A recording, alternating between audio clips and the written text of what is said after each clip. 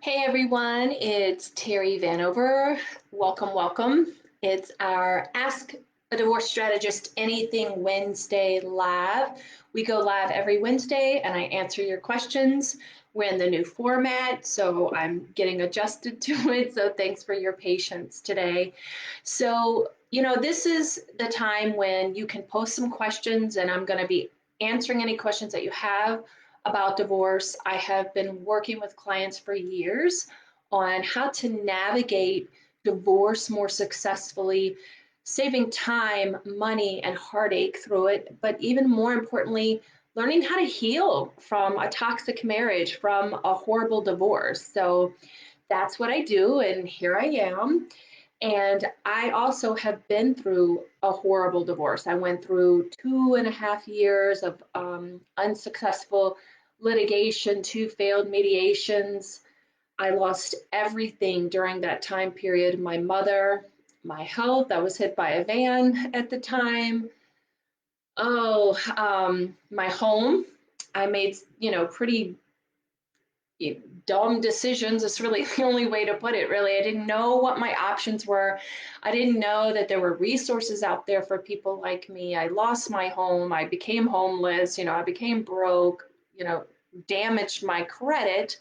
I mean, it was just a shit show in general. And when I came out of it, I wanted to help other people. I wanted to help other people avoid the mistakes that I made and that are just so common. People don't understand how divorce really can impact all areas of your life, mentally, physically, spiritually, financially. It can just leave you devastated. And I got through it and I said, there has to be a better way. There has to be something else. And I'm seeing now, even in the group today, where people are asking for lawyer recommendations, and that's not the first thing you should do. Going out and hiring an attorney is not the first thing you should do. So if that's what you're thinking about, please reach out to me because I have some things I want you to think about. I want you to think about some steps that you need to take that are going to save you time, money, and heartache before you hire that attorney, if that's what you decide to do. I want to make sure that you don't hire the wrong attorney. People think, oh, I need to go out there and I need to hire a bulldog attorney. Not necessarily, not necessarily. And there's some other options to going out there and doing traditional litigation that are definitely going to save you tons of time and tons of money.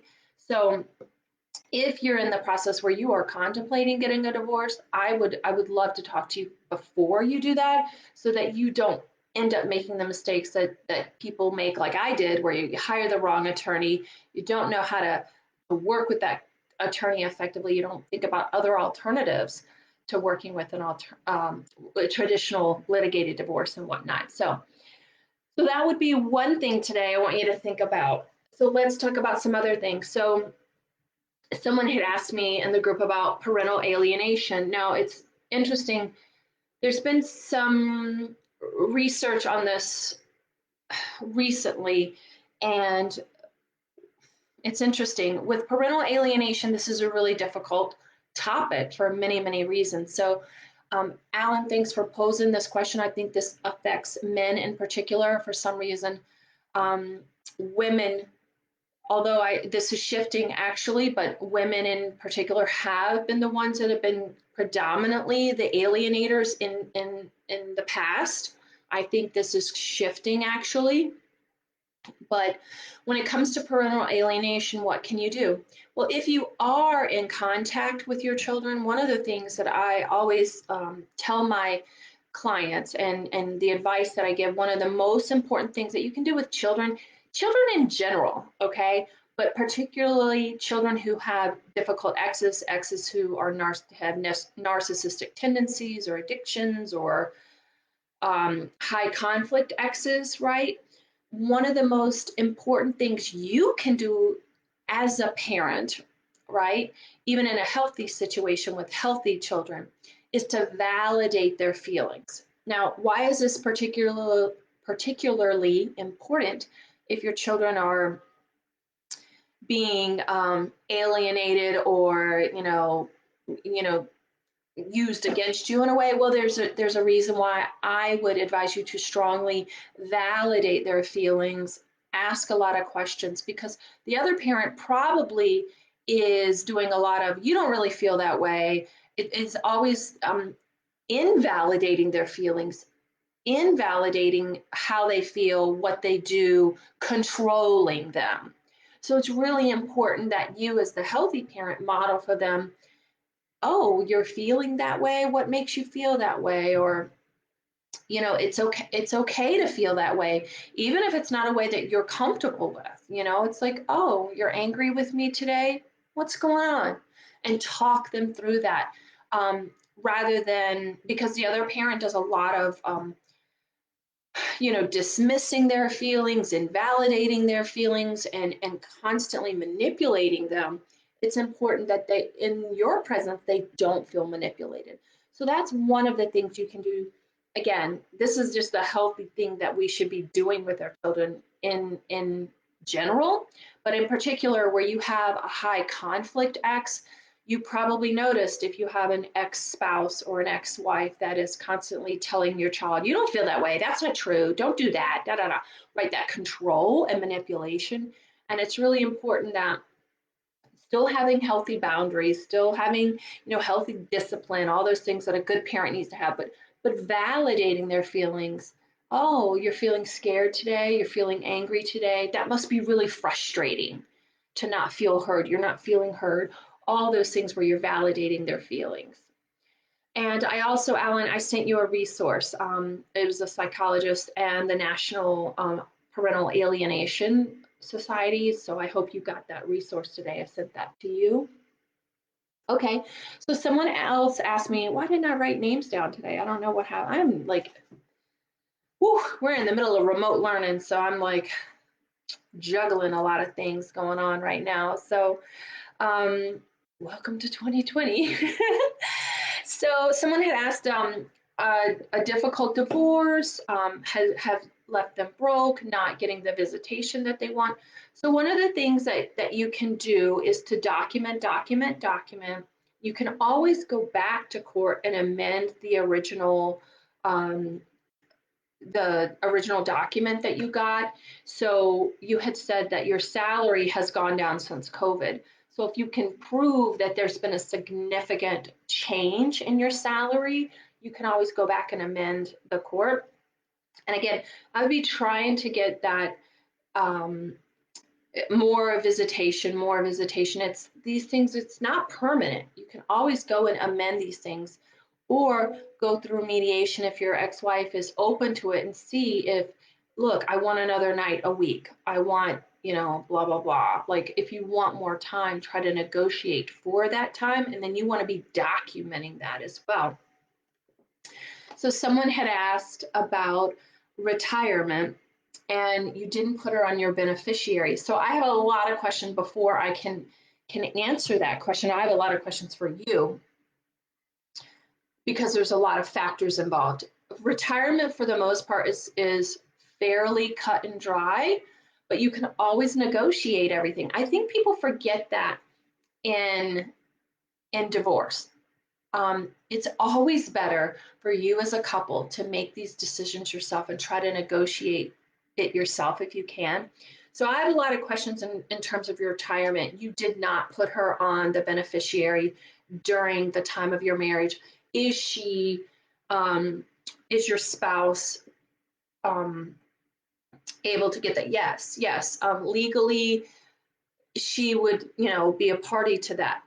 That would be considered marital assets. But there's a lot of things, that factors that would be taken into place. Like, if you and she both have your own retirement accounts and they're both about the same, most people will just walk away instead of like getting into, the legalese of changing documents and da da da da, because you have to do a whole separate quadro, and it's a whole other thing. So if you guys were not married long at all, um, so they factor in how long you were married, whether she has a retirement account and what's in that. So there are some factors that are involved in that. Again, you could settle something else, okay, I'm going to give you 10,000 more of the house rather than dipping into my retirement account or something. You can always like work those little things out, um, if possible. Okay, so someone asked me about moving on and being ready to date.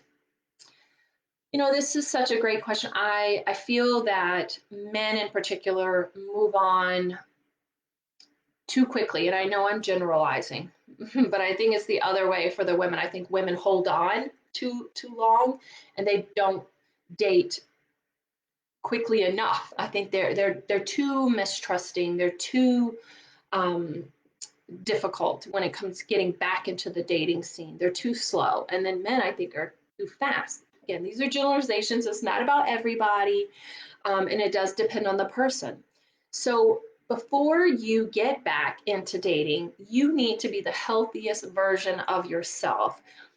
Because here's the thing, you attract where you are in your life. So if your healing is only at 50%, you're also going to be attracting those people that are not at a very healthy level. I really believe that our intimate relationships are mirrors of who we are and where we are in our healing and our growth and our progress. So it is vital, vital, vital that you invest in your healing, that you do everything you can to be the healthiest version of yourself.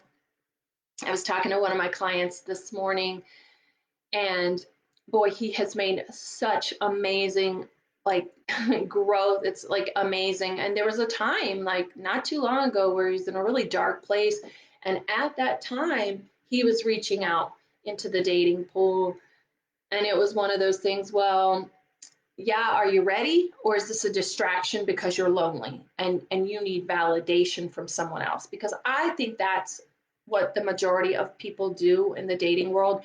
They're looking for validation from someone else, that they are worthy, that they're lovable, that they're still attractive. But until you believe that, you should not be out there dating, because you're gonna be in the same position that my client was, where he had an ex-spouse who was used him and manipulated him, and it was a very toxic relationship. And he recognized that he just wasn't ready. And now, what the amazing thing is how his growth is how his business is exploding. And I mean, he's got opportunities that, 6 months ago, he had no idea. So when we have our energy in a whole different way, that's the amazing thing. Like, other opportunities will come to us. And that happened to another client too last week, where we were talking, and he was just such at an energetic, different level, that his professional life was booming. Opportunities were being presented to him that he had no idea, that were just like, whoa, where did this come from? It's like, because you're not fixated on this X. All that energy is not on an unhealthy relationship and being distracted. Now you're focused on all the good things, and the opportunities are showing up for you, and you're receiving them, and you're open to them, and they're coming to you. So it's really, really important that you really work on that, because like the client I was telling you, he is on 3 divorces, and I'm telling you, unless you do the work on yourself, you are doomed to repeat it. 70% of second marriages end up in divorce. I'm sorry, I hate to be the bearer of that bad news, but so many people blame the ex. She was controlling, she was this, she was that. But you have to take responsibility for yourself, because you chose that person. And you have to figure out, what was it about that person that I chose them as a partner, and I need to shift that, change that, work on that, so that I show up differently and attract people differently, so that I have healthy boundaries, and a confident, happy, healthy person will be attracted to me. Someone that doesn't want to use me, someone that doesn't want to manipulate me, but it truly has my best interest at heart, truly wants me to be happy. You know, and I was noticing, I've got some notes here. That's why I'm pulling this up. I was noticing how many of the men in our group constantly are asking, how do I let go? How do I let go of my ex? How do I let go of my ex? And I have to be curious, just like my client this morning. Part of his issue is his adult relationship, the reason why it was so toxic is because his childhood was so toxic. And when I say he repeated that pattern, it's like scary how he repeated the pattern of how his mother treated him. It is scary how his ex-wife was his mother in terms of behavior. And what we call that in the healing world, we call that being trauma bonded. You don't know because it happens in your childhood and especially in a young age. You don't realize that you've been bonded to someone through toxic means, and that's the only way you know how to show up in relationships, through being abandoned, through feeling rejected. And so you might be struggling with a trauma bond if you feel like you can't stop thinking about your ex, and you're constantly worried that that person is going to abandon you. And if you struggle with creating healthy boundaries, right? I see that with a lot of men. I think we call that the nice guy syndrome in our group, right? We call that the nice guy syndrome. And trust me, guys, no healthy significant other, no healthy woman wants a pushover, wants someone that doesn't have, trust me. I dated a guy like that, and I was like, oh my God, no. Like, dude, stand up for yourself against your ex-wife. Like, I want a guy that has boundaries and is willing to stick up for himself and me and my family and those types of things. So you want a guy with good boundaries, a healthy. So like a healthy woman will want that for you, right? So like my client earlier, you have addictive cycles of abandonment, rejection, being chosen and abandoned, chosen and abandoned. So that was my client's issue. He had a childhood in which his mother did that to him. And wouldn't you know it, his ex-wife would do that. And we were discussing kind of the red flags that he missed early on when they were dating. And one of the red flags was like, one of the red flags that you are in an unhealthy relationship is breaking up, because if you're dating someone and you're breaking up with them, that is a sign that you are in an unhealthy relationship, or they're not committed, or it would be a huge red flag. It is a huge red flag. Just trust me. And I asked him, is that a red flag? And he said, somewhat. He said, I think we broke up once or twice. He said, but the bigger red flag was that the next day she had a boyfriend. And I was like, yep, you're exactly right. The bigger red flag was that she couldn't go 24 hours without having someone around her. So she was, needy and codependent. So absolutely. Also, if you are in a relationship, or you were in a relationship where you were fearful of how they might react to you, and so you began to hide things, you weren't honest, that's a huge red flag. That's something that you need to work on. Um, again, denying harmful behavior. Other people are telling you, she did what, he did what to you? Like, wait, that's not okay. So if you notice that other people are alarmed at some of the things, then you need to get some help. You need to really seek professional help and figure out like what's going on with this trauma bonding. And one that I really significantly see is a strong desire to be comforted by the person who's harming you, right? Because that's generally what happens in your childhood. You might be being hurt by your mother or your father, and it's just our natural tendency as children to like want comfort from our parent.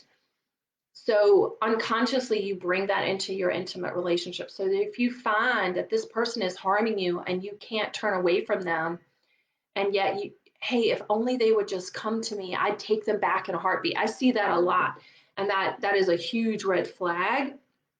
And so what I do is show my clients how to basically reparent themselves, how to break the patterns. First, recognize how the trauma bond started to begin with, and then we break those bonds by reparenting in a sense, giving yourself the validation, the love, the worthiness, the power back.